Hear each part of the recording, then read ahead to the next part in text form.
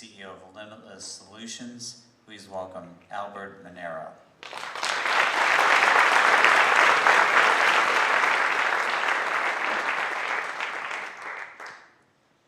I'd just gotten off a long flight, and I was sitting in a coffee shop, and that was the moment where I saw the power of blending art and technology together. I'm talking to this mom and dad, and they're telling me the stories of them raising their son. He's an incredible young boy, and he happened to be born missing part of his right arm. And for a number of reasons, whether it's healthcare policy or just the cost, there's a lot of children in the United States who really struggle to get access to prosthetics. And every year, about 4,000 young girls and boys are born with some sort of congenital limb loss. And it's not anyone's fault, and it's not a genetic issue. It just kind of happens. But because of these different challenges, the access is still limited. And because of that, I rallied a team, and that was something we wanted to change. We didn't have a budget, but we knew we wanted to be able to do something, and we wanted to give these away for free because we just didn't think that families should have to pay because their child was born without an arm. And so, putting together a team of all sorts of different people, about 8 weeks later, Alex got his first bionic arm. What you can see that he wasn't quite sure if it would work either. He's kind of nervous while it's picking up the duck. I was the same way. But when we saw him hug his mom with both arms for the first time, that was when we realized this had the real chance to really make a difference around the world.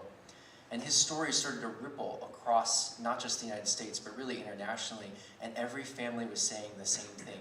Can you help us? We can't get access. Can you give us that hope? So we went back to the drawing board and we said, if we're gonna do this and we're gonna help a lot of people, we have to rethink everything we do.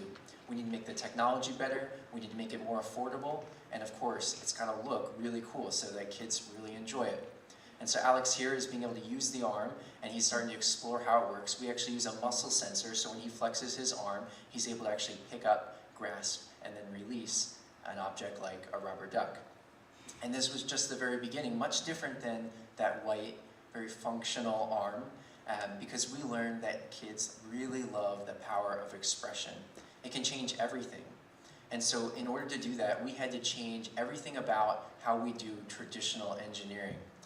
We had to change how we design. So we started to put together artists and engineers in the same room because kids like looking like superheroes and princesses much more than they like being just functional. And so being able to blend the different types of software, from normal animation type software to traditional engineering CAD, we were able to bring together these different types of technologies to really have an impact. So we met a young girl named Annika, and she got to use her arm, and she absolutely loved the expression. It worked so well and became part of her identity. And her mom's comments were never about how well she was able to spatially manipulate an object on a table. It was always about, she loves her arm, it matches her cell phone case, it gives her confidence. It gave them community. We brought these bionic kids together, and together they unlocked each other's secret identities. And because of that, they were able to explore so much more in their classes, because when you're not afraid to go to class, you seem to do better academically. And at a young age, in 2nd, 3rd grade, this has a huge effect. But then we met a fashion model in New York named Shahali Ayers, and she helps represent and champion inclusivity in the fashion world, which is changing the game for young boys and girls like Annie and Alex. And it inspired them to do some of their own modeling. And what we really wanted to show them through the arm is that they are already complete with or without the bionic arm. But our next challenge is really hard. We want to take that same arm that right now just kind of opens and closes on their command. It's still a big deal, but we think we can do better. We really want it to be able to play the piano. But how do you teach a 6-year-old to use a complex electromyographically actuated arm?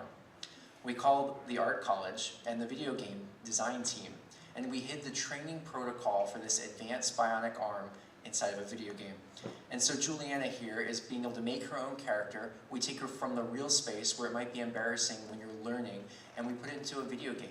And kids have no problem being able to play a video game to learn, because we wanted them to learn how to do different types of flexing in order to get a different response. And in this case, what looks like 3 different superpowers will actually translate to the arm for 3 different gestures. And that's just the beginning. And I know it seems a little whimsical, but this is actually being able to train them to use a very complex piece of technology. We also learned that we could hide in our mini games abilities to train specific tasks, because every child we saw wanted to do the same thing with their arm, throw a ball at their sibling. Learning the timing for that is actually quite critical when you don't have the normal sensory input to the hand. We've really seen the impact of these arms extend far beyond spatial manipulation. We watched Annika play the guitar now, and she absolutely has so much more confidence in every area of her life that she tries to tackle. We've seen kids go to grocery stores and no longer be afraid because of what someone might say, why are you broken, or how did that happen? We brought all these kids to our bionics laboratory because we wanted to know that the lab was a place that they belonged. We said, while you're here, why don't we teach you about electromyography and 3D printing? And you know what, they loved it, and they were really involved in how their arm works, and we think that that had a huge effect. But ultimately, they take that message back to their classrooms, and now entire second and third grade classrooms are all talking about 3D printing and how they can use innovation to help their own communities. Can you imagine what that's going to do when this group of innovators grows up? We think it could change everything about how we look at perceived disabilities and limitations. Because now on Superhero Day, Alex dresses as himself. And that is confidence.